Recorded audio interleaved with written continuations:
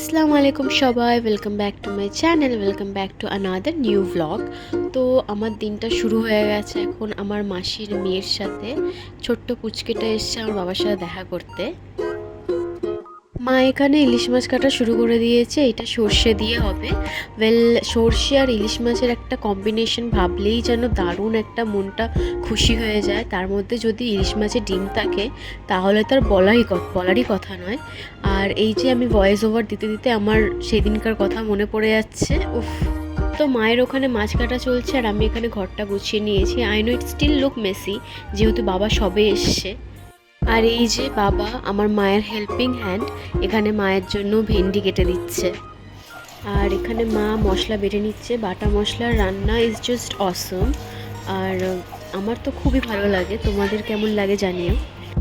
আর এখানে একটু আঁকা আঁকি চলছে, নিজেদের আর্টিস্টিক সাইড একটু বার করেছে আমার বোনরা।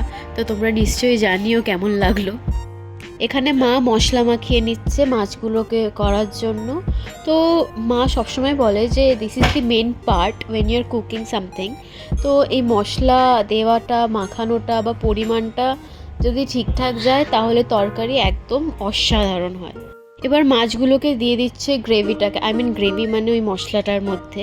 আই ডোন্ট নো, আমার এই প্রসেসটা দেখতে খুব দারুণ লেগেছে, জানি না কেন, তাই জন্য আমি ক্যাপচার করে শেয়ার করে দিচ্ছি তোমাদের সাথে। I just love this.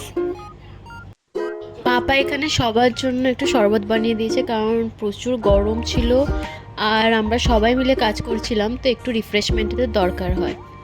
এবার পাপা এখানে শরবতটা সবাইকে সার্ভ করতে করতে বলে দিচ্ছে যে কী কী এতে আছে ইনগ্রিডিয়েন্টস।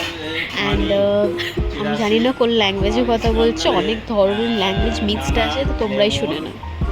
হোয়াট ইজ নানা? नाना है मिंट मिंट मिंट को अरबिक में नाना बोलता है बाबू। তো এখানে আমাদের ইলিশ মাছ তৈরি হয়ে গেছে।